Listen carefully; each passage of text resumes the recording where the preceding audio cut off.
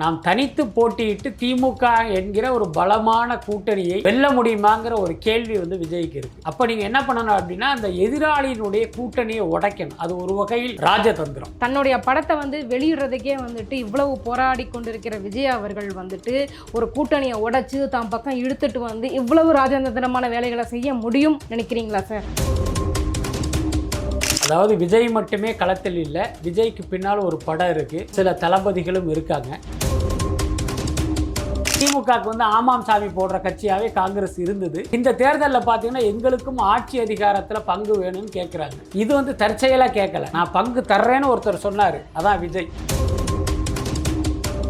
பாமக கட்சியினுடைய நோக்கமே தேர்தல் நேரத்தில் நோட்டு சம்பாதிக்கிறது தான். அப்ப தாவேகா கூட போனோம்னா வெறும் சீட்டு தான் கிடைக்கும், பணம் கிடைக்காது. திமுக கிட்ட போனீங்கன்னா பணமும் கிடைக்கும், கேட்கிற சீட்டும் கிடைக்கும். ஓபிஎஸ் நிலைமை என்ன சார்? ஓபிஎஸ்ஐ பொறுத்த வரைக்கும் என்னுடைய பார்வையில் ஒரு செல்லாத ஓட்டு, செல்லாத காசு. அதுதான் நீங்க சொன்ன வார்த்தையிலேருந்து எடுக்கணும் அப்படின்னா அரசியல் அனாதை, அப்படிதான் நம்ம எடுத்துக்கணும். அவரை பொறுத்த வரைக்கும் ஒரு தைரியமான ஒரு வீரமான தலைவர் கிடையாது. அவர்கிட்ட பாத்தீங்கன்னா எதுலையுமே தெளிவு கிடையாது.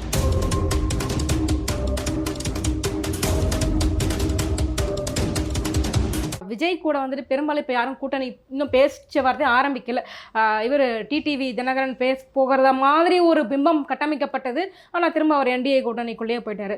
திரும்பவும் தாவேகா தனிச்சு தான் போட்டியிடும் அப்படின்னு நினைக்கிறீங்களா? தாவேகாவுடைய ஆசையும் விருப்பமும் லட்சியமும் தனித்து போட்டியிடுறது தான், அதில் எந்த மாற்றமும் இல்லை. அதே நேரம் நாம் தனித்து போட்டியிட்டு திமுக என்கிற ஒரு பலமான கூட்டணியை வெல்ல முடியுமாங்கிற ஒரு கேள்வி விஜய்க்கு இருக்கு. அப்ப நீங்க என்ன பண்ணணும் அப்படின்னா, அந்த எதிராளியினுடைய கூட்டணியை உடைக்கணும். அது ஒரு வகையில் ராஜதந்திரம்.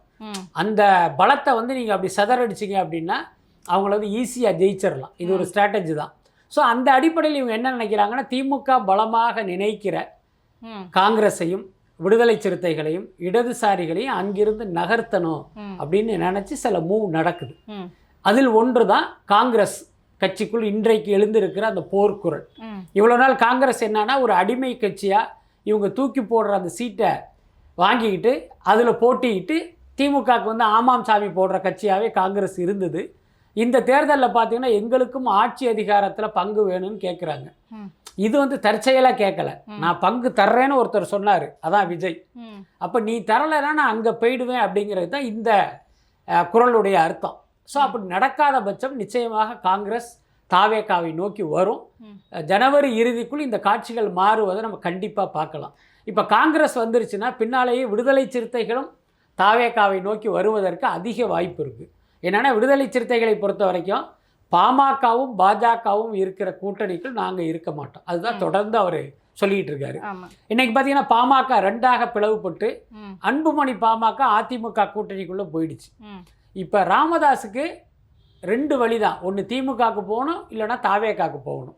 இப்போ தாவேகாவுக்கு போனால் நீங்கள் கேட்டதை விட அதிக சீட்டு கிடைக்கும், ஆனால் நோட்டு கிடைக்காது. பாமக கட்சியினுடைய நோக்கமே தேர்தல் நேரத்தில் நோட்டு சம்பாதிக்கிறது தான். அப்போ தாவேகா கூட போனோம்னா வெறும் சீட்டு தான் கிடைக்கும், பணம் கிடைக்காது.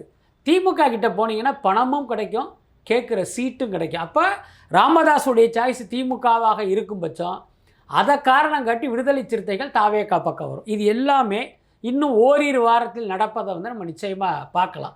அதனால் இந்த கட்டத்தில் தாவேகா தனித்து போட்டியிடுவது போல் தோன்றினாலும் அடுத்தடுத்து காட்சிகள் மாறும்போது அந்த இதுவே மாறும். இப்போ உதாரணத்துக்கு 234 தொகுதிகளுக்கான வேட்பாளர் பட்டியல் தாவேகா தலைமையிட்ட ரெடியாக இருக்குது. ஆனால் ஏன் அவங்க வேட்பாளர் பட்டியலை அறிவிக்காமல் இருக்காங்க அப்படின்னா, இப்போ இந்த விஷயங்கள் எல்லாமே முடிவான பிறகு நம்மளுடைய வேட்பாளர் பட்டியலை அறிவிப்போம் அப்படிங்கிறது தான் அவங்களுடைய கணக்காக இருக்குது. இப்போ நான் வெளிப்படையாகவே உங்கள்கிட்ட ஒரு கேள்வி கேட்குறேன். ஏன்னா ராஜதந்திரம் அப்படின்ற ஒரு வார்த்தையை நீங்கள் பிரயோகப்படுத்துனீங்க. நான் ஓப்பனாகவே கேட்குறேன்.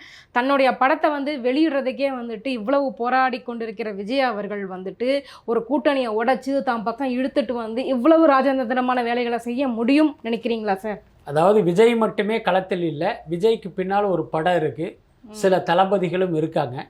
அதுக்கடுத்து பார்த்தீங்கன்னா இப்போ விஜய் தரப்பில் அந்த கட்சியில் இருப்பவர்கள் காங்கிரஸ் எங்களோட வரும் அப்படின்னு சொல்லி பல வாரங்கள் ஆயிடுச்சு. அந்த நேரத்தில் நம்ம யாருமே நம்பியிருக்க மாட்டோம். ஆனால் இன்றைக்கி அதெல்லாம் நடக்குதா இல்லையா? அப்போ இதன் மூலமே நீங்கள் தெரிஞ்சுக்கலாம், திமுக கூட்டணியை உடைக்கும் வேளையில் தாவேகா நிர்வாகிகள் ஓரளவு வெற்றி அடைந்து விட்டார்கள். விஜயினுடைய வழிகாட்டுதலில் இது எல்லாமே நடந்துக்கிட்டு இருக்கு. அதனால் நீங்கள் விஜயை இப்போ இருக்கிற அவருடைய அமைதியையும் அவருடைய அந்த சாத்வீகமான பேச்சையும் வச்சு நம்ம குறைச்சி மதிப்பிட வேணாம்னு நினைக்கிறேன். கண்டிப்பா. நான் ஏற்கனவே சொன்ன மாதிரி காரியமா வீரியமானா காரியம்தான். அந்த காரியத்தில் அவர் தெளிவாக இருப்பதாக தான் நான் நினைக்கிறேன். இப்போ செங்கோட்டையன் சமீபத்தில் ஒரு பேட்டி எனக்கு கொடுத்திருந்தார். அதில் வந்து தாவேக்காவுக்கு 34% வாக்கு இருக்குது அப்படின்னு சொல்கிறாரு.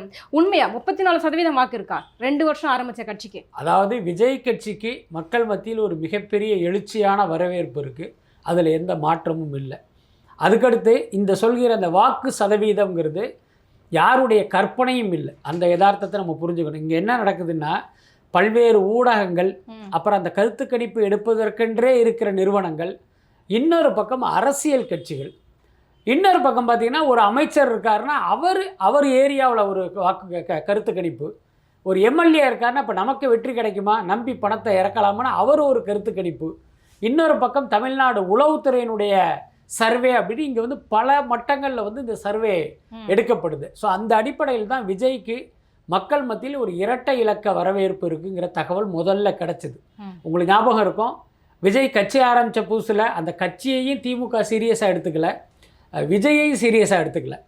உதயநிதி ஸ்டாலின்ட்டு ஒருத்தர கேட்குறாங்க, அவர் ஒன்றே ரொம்ப கூலாக நான் சினிமா செய்திகள் படிப்பதில்லை அப்படின்னு சொன்னார்.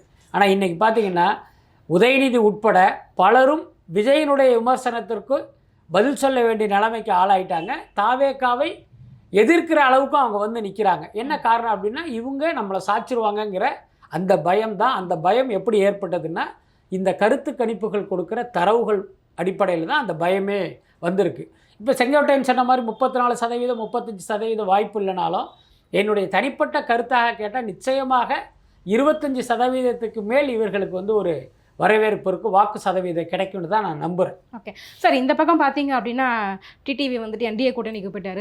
இங்கே ஓபிஎஸ் கிட்டே இருந்த வைத்தியலிங்கம் இந்த பக்கம் போயிட்டார். ஓபிஎஸோட நிலைமை என்ன சார்? அவர் தாவேக்கா பக்கம் போகிற மாதிரி இருந்துச்சு, ஆனால் இவருடைய அரசியல் அனாதையாக்கப்பட்டார் அப்படின்ற மாதிரியான விஷயங்கள் வருது. நீங்கள் எப்படி பார்க்குறீங்க சார்? ஓபிஎஸ்ஐ பொறுத்த வரைக்கும் என்னுடைய பார்வையில் வந்து ஒரு செல்லாத ஓட்டு, செல்லாத காசு. அதுதான் நீங்கள் சொன்ன வார்த்தையிலேருந்து எடுக்கணும் அப்படின்னா ஒரு அரசியல் அனாதை அப்படி தான் நம்ம எடுத்துக்கணும். அவருக்குன்னு பெரிய தொண்டர் பலம் கிடையாது. எல்லாரும் என்ன நினைக்கிறாங்கன்னா, இவர் வந்து ஒரு முக்குளத்தோர் சமூகத்தை சேர்ந்தவருங்கிறதுனால அந்த சமூக மக்கள் இவர் பின்னால் திரண்டு இருக்கிற மாதிரியான ஒரு தோற்றத்தை ஏற்படுத்துகிறாங்க. ஆனால் உண்மை அது அல்ல.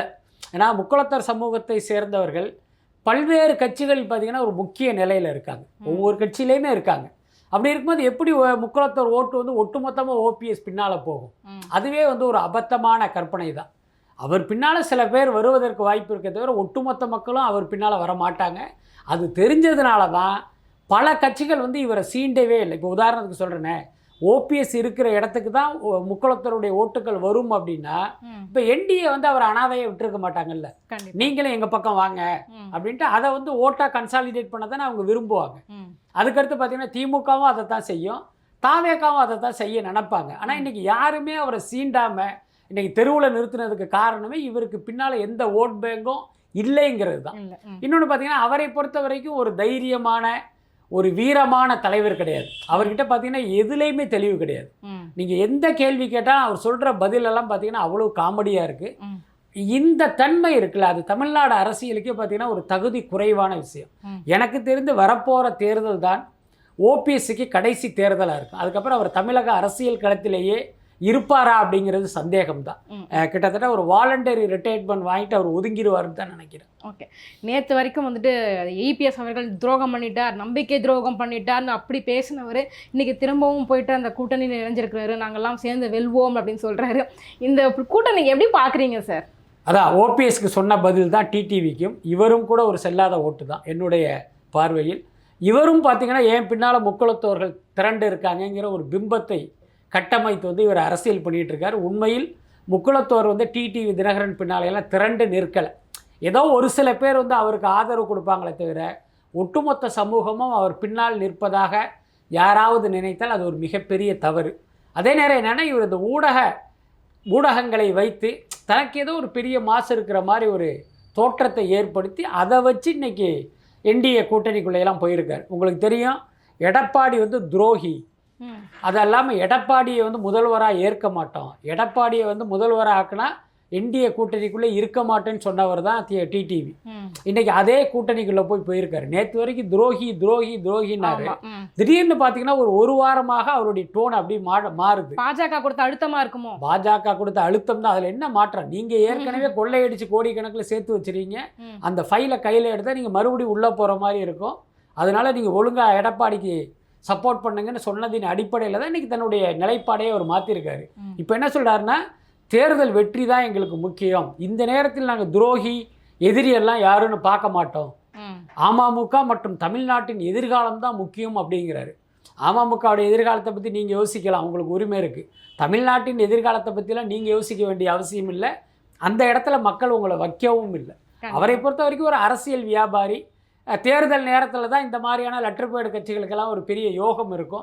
அதை வச்சு அவர் அரசியல் பண்ணுறாரு. அப்படி தான் நான் பார்க்குறேன். 2026 தேர்தல் எப்படி இருக்க போகுது? தேர்தல் களம் திமுக வெர்சஸ் யார்? Question mark. DMK versus TVK தான், அதில் எந்த மாற்றமும் இல்லை.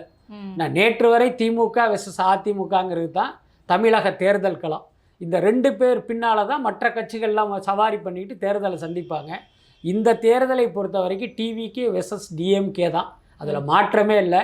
இன்னும் சொல்லப்போனால் 2026 தேர்தல் முடிவுக்கு பிறகு நாம் தமிழர் போன்ற கட்சிகளெல்லாம் காணாமலே போயிடும். இது நடக்குதா இல்லையான்னு பாருங்க. இப்போ வரைக்கும் 36 லட்சம் வாக்குகள் வாங்கணும்னு காலரை தூக்கி விட்டுக்கிட்டு இருக்காரு சீமான். ஆனால் இப்போ 2026 தேர்தலுக்கு பிறகு சீமான் கட்சியினுடைய வாக்குங்கிறது 5 லட்சம் கூட இருக்காது. அதுதான் நடக்க போகுது.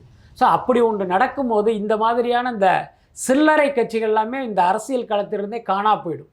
ஏன்னா அதனால் பார்த்தீங்கன்னா இந்த தேர்தலை பொறுத்த வரைக்கும் டிவிக்கே டிஎம்கே அதிமுகவில் அந்த இதிலேயே வராதுன்னு தான் நான் நினைக்கிறேன். கண்டிப்பாக சார். எங்கள் கேள்விகளுக்கு ரொம்ப சிறப்பான பதில் சொன்னீங்க சார். ரொம்ப நன்றி. ரொம்ப நன்றி.